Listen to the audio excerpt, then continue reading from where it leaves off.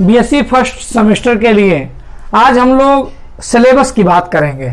क्योंकि आप सभी को मालूम है कि जब ईयरली एग्जाम होता है बीएससी का, तो बीएससी फर्स्ट ईयर में 3 पेपर होते हैं, एक इनऑर्गेनिक, दूसरा ऑर्गेनिक और तीसरा पेपर फिजिकल का होता है। लेकिन जब सेमेस्टर वाइज एग्जाम बीएससी का होता है तो बीएससी फर्स्ट ईयर में 2 सेमेस्टर हो जाते हैं, एक फर्स्ट सेमेस्टर और दूसरा सेकेंड सेमेस्टर। फर्स्ट सेमेस्टर के अंतर्गत अगर हम लोग बात करें बाबू, तो इसमें 2 पेपर हमारे पास हैं, एक है हमारा इनऑर्गेनिक का पेपर और दूसरा है हमारे पास ऑर्गेनिक का पेपर। सिलेबस की जरा जब बात करें तो इनऑर्गेनिक के पेपर में अगर हम लोग देखें तो इनऑर्गेनिक में कौन कौन सा चैप्टर हमारे पास है। इनऑर्गेनिक केमिस्ट्री के लिए सबसे पहला जो चैप्टर आपको पढ़ना है वो पढ़ना है एटॉमिक स्ट्रक्चर के बारे में। सबसे पहला चैप्टर आपको एटॉमिक स्ट्रक्चर के बारे में ही पढ़ना है, जिसको हम लोग परमाणु संरचना के नाम से जानते थे। इस एटॉमिक स्ट्रक्चर के अंतर्गत हम लोगों को टॉपिक सिलेबस क्या क्या पढ़ना है, उसके अगर टॉपिक की बात करें तो याद होगा आपको कि सर एटॉमिक स्ट्रक्चर चैप्टर के अंतर्गत हम लोग डी ब्रॉगली इक्वेशन पढ़ते थे। डी ब्रॉगली के अलावा हाइजेनबर्ग अनसर्टेनिटी प्रिंसिपल पढ़ेंगे, इसके अलावा श्रोडिंगर वेव इक्वेशन पढ़ेंगे। तो मुख्य रूप से डी ब्रॉगली के न्यूमेरिकल एग्जाम में पूछे जाते हैं, हाइजेनबर्ग प्रिंसिपल से कुछ क्वेश्चन आते हैं और श्रोडिंगर का डेरिवेशन आता है। इतने ही टॉपिक आपको एटॉमिक स्ट्रक्चर के अंतर्गत पढ़ने हैं। अगर हम लोग एटॉमिक स्ट्रक्चर के बाद दूसरा चैप्टर की बात करें तो सेकेंड चैप्टर हमारे पास है पीरियोडिक प्रॉपर्टी। पीरियोडिक प्रॉपर्टी की अगर बात करें बाबू, तो इसमें हम लोगों को मुख्य रूप से साइज के बारे में पढ़ना है कि एटॉमिक साइज, एटॉमिक रेडियाई का कॉन्सेप्ट क्या है। आपको क्वेश्चन एग्जाम में ऑर्डर के पूछे जाएंगे कि किसकी ऑर्डर साइज की ज्यादा है, किसकी कम है, और उसमें कैटायंस का होगा, उसमें एनायंस का होगा। साइज रेडियाई में भी 3 प्रकार के रेडियाई पढ़ने हैं, एक आयनिक रेडियाई, एक कोवेलेंट रेडियाई, और साथ में हम लोगों को इसके अलावा वान डेर वाल्स रेडियाई के बारे में भी पढ़ना है। हम लोग इसके आगे अगर बढ़ें तो हम लोगों को यह मालूम है कि सर तीसरा चैप्टर इसमें जो सर्वर टॉपिक होगा वो आयोनाइजेशन पोटेंशियल का होगा, जिसको आयोनाइजेशन एनर्जी बोलते हैं। उसके बाद इलेक्ट्रॉन एफिनिटी का टॉपिक पढ़ना है और फिर इलेक्ट्रोनेगेटिविटी का टॉपिक पढ़ना है। अब हम लोग पीरियोडिक प्रॉपर्टी के बाद केमिकल बॉन्डिंग की बात करें तो तीसरा चैप्टर आपको पढ़ना है केमिकल बॉन्डिंग। ये बहुत इंपॉर्टेंट चैप्टर है, आप लोग इसको पढ़े भी हैं रासायनिक बंध के नाम से। इस केमिकल बॉन्डिंग रासायनिक बंध वाले चैप्टर में हम लोगों को अगर देखा जाए तो सबसे पहले आयनिक बॉन्ड के बारे में पढ़ना है, फिर कोवेलेंट बॉन्ड के बारे में पढ़ना है, फिर कोऑर्डिनेट बॉन्ड के बारे में पढ़ना है, फिर हाइड्रोजन बॉन्ड के बारे में पढ़ना है, फिर मेटेलिक बॉन्ड के बारे में पढ़ना है। तो डिटेल में पढ़ना है सबके बारे में। हाइड्रोजन बॉन्ड के बारे में भी डिटेल में पढ़ेंगे, उसका एप्लीकेशन बड़ा इंपॉर्टेंट है और एप्लीकेशन से बहुत ज्यादा क्वेश्चन आते हैं एग्जाम में। उसके अलावा हम लोगों को हाइड्रोजन बॉन्ड के अलावा फिर आगे चलेंगे तो मेटेलिक बॉन्ड के बारे में पढ़ना है, और ये बॉन्डिंग पढ़ लेंगे तो पोलराइजेशन के बारे में पढ़ेंगे कि पोलराइजेशन का क्या इफेक्ट है, फजान रूल के बारे में पढ़ेंगे। फिर उसके आगे बढ़ेंगे तो वैलेंस बॉन्ड थ्योरी के बारे में पढ़ेंगे।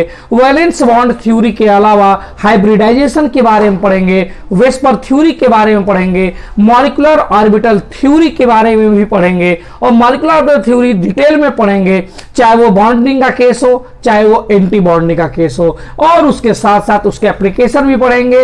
एप्लीकेशन में स्टेबिलिटी के अलावा बॉन्ड ऑर्डर का क्वेश्चन आएगा, बॉन्ड लेंथ का क्वेश्चन आएगा, बॉन्ड एनर्जी का क्वेश्चन आएगा साथ में।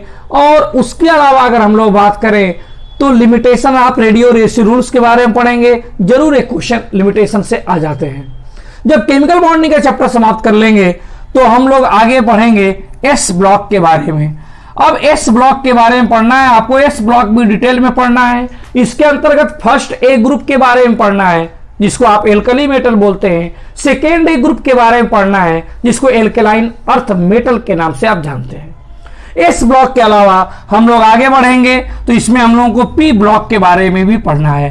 पी ब्लॉक में अगर बात करें तो इसके बारे में जितने भी शॉर्ट नोट्स हैं थर्ड ए ग्रुप से बोरान की फैमिली से लेकर 4th ए, 5th ए, 6th ए, 7th ए हाइड्रोजन ग्रुप तक जितने भी शॉर्ट नोट्स हैं सबके बारे में अच्छे खासे क्वेश्चन आते हैं।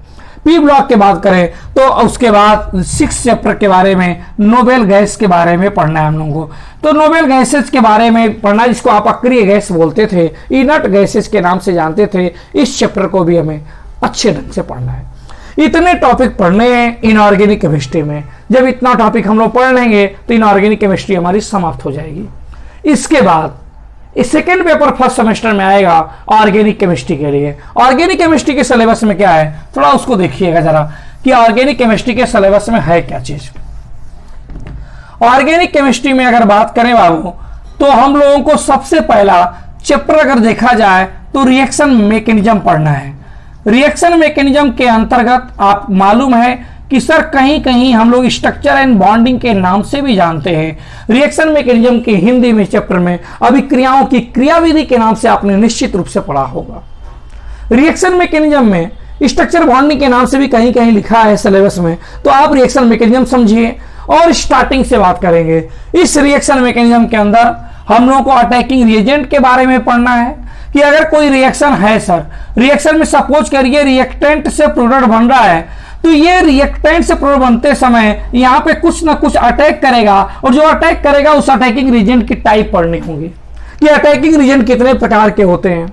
इस अटैकिंग रिएजेंट में इलेक्ट्रोफाइल भी होता है, अटैकिंग रिएजेंट में न्यूक्लियोफाइल भी होता है। फिर उसके बाद जब हम लोग पढ़ लेंगे तो ये अटैकिंग रिएजेंट जब इस पर अटैक करेगा तो बॉन्ड का क्लीवेज होगा, बॉन्ड टूटेगी, और बॉन्ड कितने प्रकार से टूट सकती है आप पढ़े हैं कि सर एक बॉन्ड होमोलिसिस के माध्यम से टूटेगी, एक हेटेरोलिसिस के माध्यम से टूटेगी। लेकिन जरा बीएससी में इसके बारे में थोड़ा डिटेल में आ जाएंगे, विस्तृत वर्णन करेंगे कि होमोलिसिस कब होती है।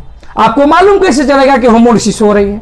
तमाम रिएक्शंस लिखी हैं, आप रिएक्शंस को देखकर कैसे पता कर लेंगे कि इस रिएक्शंस में होमोलिसिस हो रही है। ठीक उसी प्रकार से हेटेरोलिसिस हो रही है कि नहीं हो रही है, ये बात कैसे मालूम चलेगी?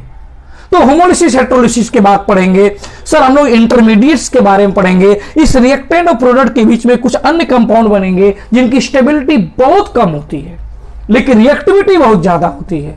उस इंटरमीडिएट के बारे में जो हमारे सिलेबस में है, उसमें कार्बोकैटायन है, उसमें कार्बेन आयन है, फ्री रेडिकल है, और उसके बारे में कार्बोकैटायन कार्बेनाइल फ्री रेडिकल में थोड़ा सा अच्छे ढंग से है।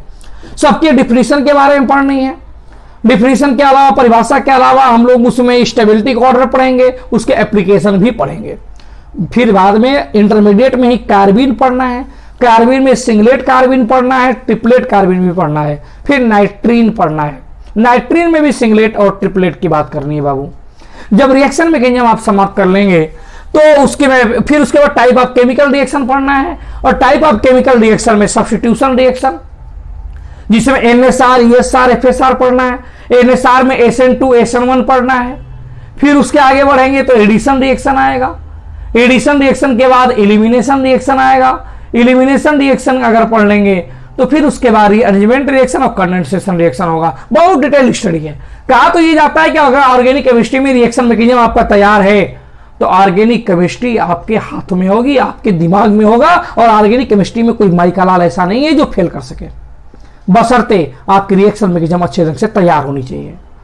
फिर उस रिएक्शन मैकेनिज्म के आगे बढ़ेंगे तो सेकेंड चैप्टर में हम लोग आइसोमेरिज्म के आपने चैप्टर पढ़ा होगा, और आइसोमेरिज्म में आप निश्चित रूप से पढ़े हैं। क्या पढ़ा है आपने? सर हम लोग जब आइसोमेरिज्म समवायता का चैप्टर पढ़ते थे तो आइसोमेरिज्म इंटर लेवल पे दो प्रकार के होते थे। एक हम लोग बोलते थे संरचनात्मक समवायता और दूसरे को बोलते थे त्रिविम समवायता। संरचनात्मक को इंग्लिश में स्ट्रक्चरल आइसोमेरिज्म बोलते थे और त्रिविम समवायता को इंग्लिश में स्टीरियो आइसोमेरिज्म बोलते थे। तो आज हम लोग बात करेंगे स्टीरियो आइसोमेरिज्म के बारे में। स्ट्रक्चरल हमारे बीएससी में सिलेबस में है नहीं बाबू, जिसमें आप स्ट्रक्चरल में क्या क्या पढ़ते थे याद है? चेन आइसोमेरिज्म, हिंदी में श्रृंखला समवायता, पोजीशन आइसोमेरिज्म स्थान समवायता, फंक्शनल आइसोमेरिज्म क्रियात्मक समवायता, मेटामेरिज्म मध्यावयता, चलावयता को टाटोमेरिज्म बोला जाता था। लेकिन दुर्भाग्य से ये हमारे सिलेबस में नहीं है। हमको सिर्फ स्टीरियो आइसोमेरिज्म के अंतर्गत बात करनी है, और स्टीरियो आइसोमेरिज्म में आपने पढ़ा है कॉन्फिगरेशनल आइसोमेरिज्म, कन्फर्मेशनल आइसोमेरिज्म।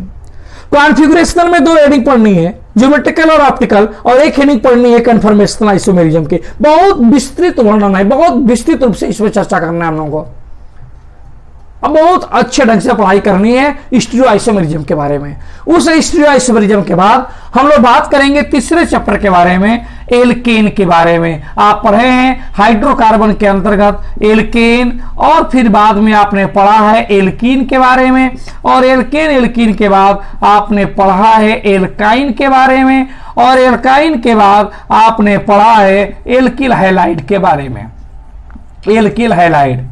अब ध्यान दीजिएगा, एल्केन में हम लोग ओपेन वाले भी पढ़ेंगे और साइक्लिक वाले भी पढ़ेंगे, मतलब इसमें साइक्लो एल्केन भी पढ़ेंगे, एल्कीन में भी साइक्लो एल्कीन भी पढ़ेंगे, और एल्किल हाइलाइड में हम लोग बात करेंगे एलिफेटिक की भी और बात करेंगे एरोमेटिक की भी।